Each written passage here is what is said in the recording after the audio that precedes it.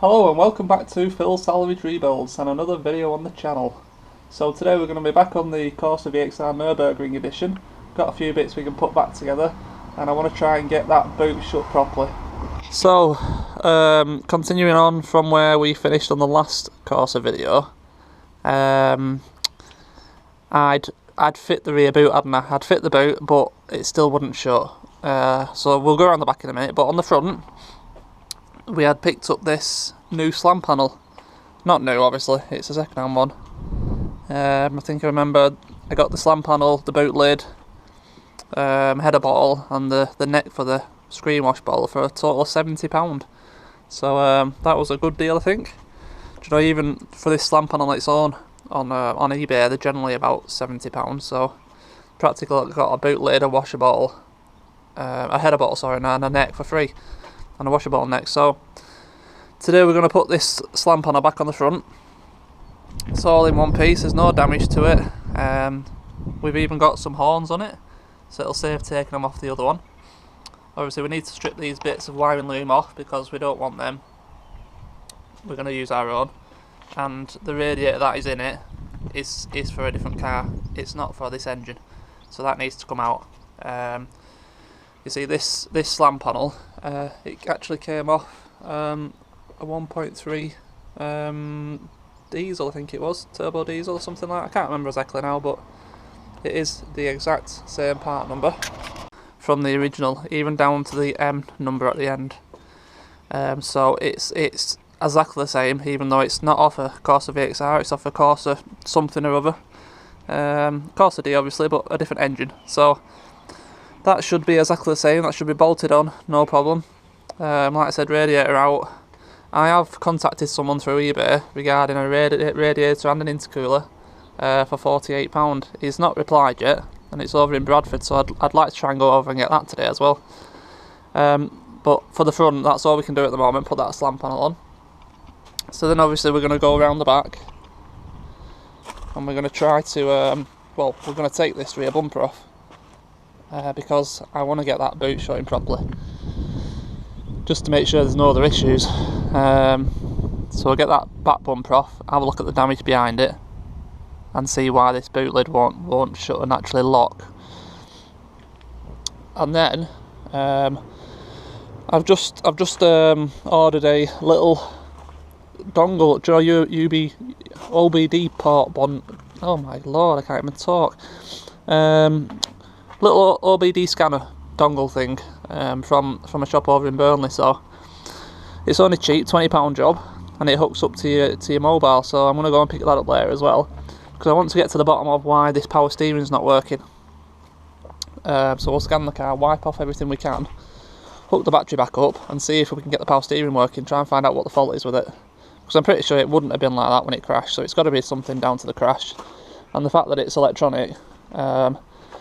The actual motor for him is on the steering column, so there's no physical damage that could have happened to it. I can't see anyway. So that's the plan, yeah. So we'll crack on. We will take the rear bumper off first. That's what I'm going to do first. Yeah, I'm going to attack the rear bumper and see what we can do with that boot lid. Right, seems to be getting somewhere now. So there was a bit of damage to the pan, not the pan. Well, yeah, the pan. The boot floor, should I say. This was a bit bashed in, so I've hammered it all back out. It's going to need a bit of a lick of paint to stop it rusting. But that has sorted the issue. The boot shut's fine now. I've had a look, there's nothing wrong with the chassis legs on the back. We're going to need a new crash bar. It's the crash bar that's caused it. The crash bar's pushed in here, and then that crash bar's hit along that line there and just pushed that section in. But it's pretty much out now to exactly where it was. Like I say, it needs a bit of, you know, painting. I can sort that out. I can't get them little tiny little marks out, but you know, if we shut the boot now, shuts perfect. Great lines, nice and even, both sides. So yeah, there we go. That's good. I'm glad about that, because I was getting a little bit worried about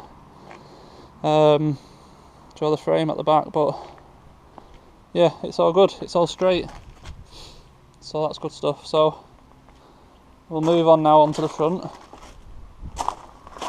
and put this slam panel back on, and then we'll fly over to Burnley and get that little OBD scanner. Right, so first of all I want to take this old radiator out, so we're not using this one, and all the wiring harnesses and stuff, so we've got all ours on our car already.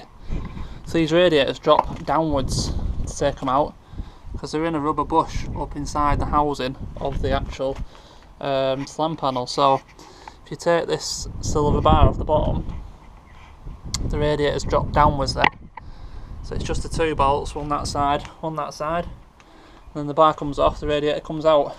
So we'll do that and then we'll get this lamp panel on. Okay, there we are, stripped out. So we've got a sensor in there as well, which is good. So there's a good chance the one on the other one's smashed up to bits, as it was the top. But other than that, we're all stripped out. We left the horns on, we don't need to change them.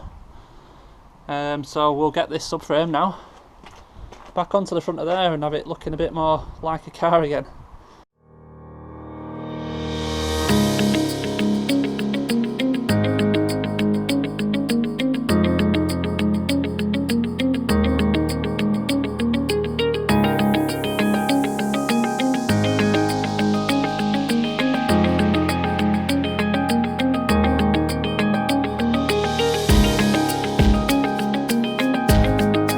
Alright, there we go. Slam panel bolted back up tight. So all we need to do now is rerun all the cables, all the wires, clip them back into all these clips. And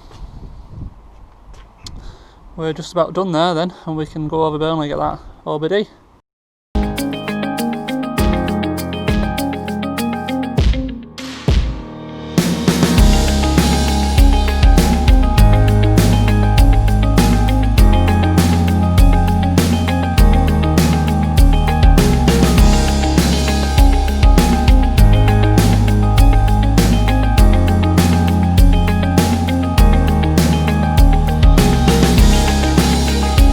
Alright, there we are.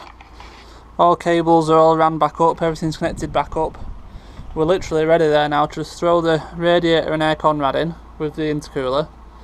Park the intercooler up, headlights, bumper, it's just all ready to just go back on now. So I just need them parts now really.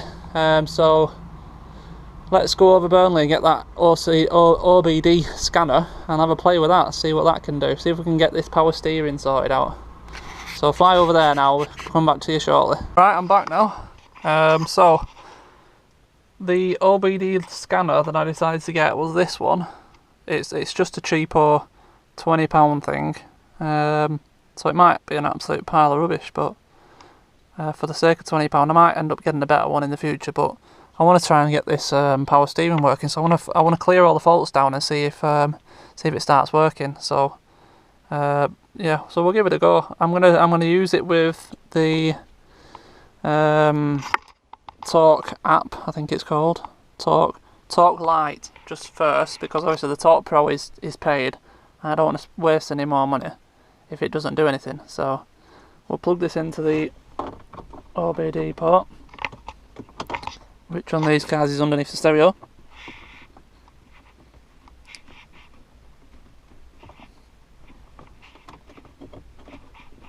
It's a bit difficult to get on, but I think it's on. I think. I don't know if there should be a light on it or anything. So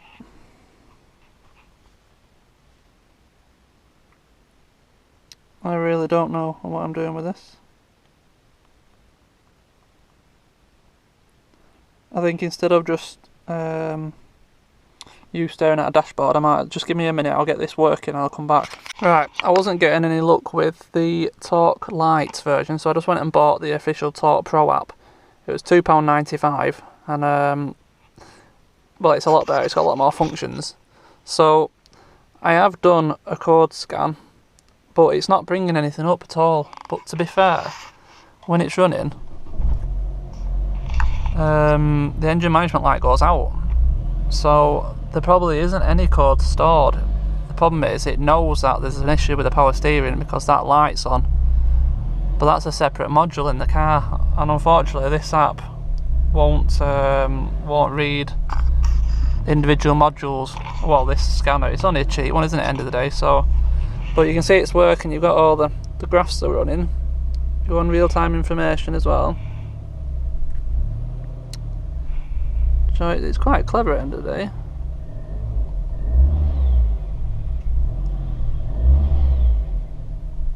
So I need to be careful I don't overboost the turbo with it not having an intercooler on it. But you know, the app works. It's not the app's fault. It's just because I can't scan individual systems. So I think all I can do is really take it over to my brother's garage and scan it properly with his system. I'm going to go through all the fuses though in there, make sure we've got nothing you know, that's just blown first. But you know, I can't see why it shouldn't. It should work. So I don't know. Well, anyway, I'll have a look at the fuses, and if there's anything to be seen, I'll come back. Right, I've checked all the fuses inside the car. Can't see any wrong. They're all fine. They all appear to be fine. So I don't really know now. I'll have to do some more research on the internet to see if I can figure out what the issue is. I can't imagine it's you know, anything serious, because you know, the damage doesn't coincide with the power steering failing. You know, I said it's only cosmetics, a little bit of damage to the radiator and the air conrad. So there's no reason why the power steering should have failed. And it's electronic, like I said, and I'm pretty sure they're actually on the steering. They're actually on the column underneath here. So there's no interior damage. But if anyone, you know, I know there's a few of you out there that have had these cars and for a good few years. So if any of you have any suggestions what I can check to see if I can get this power steering working, that would be much appreciated. Right, we've sussed it. We've got the power steering working. Now, first of all, I cannot lay claim to being the person responsible for fixing this. I had a quick search on Google, and a video popped up on a YouTube channel called, the guy's called Sandy Anderson. Sandy as a Sandy and then Anderson. That's his channel name. And he seems to just put up little videos of, you know, diagnosing faults basically. And he had this exact same issue. Corsa, no power steering. Did all his scans and stuff and checked the wiring diagram. And what it came up as, the actual fuse for this is actually inside this little black box. You see where I put that link across? That's the fuse that does the power steering and traction control, ABS, some other bits and pieces. So I've just thrown a link in it.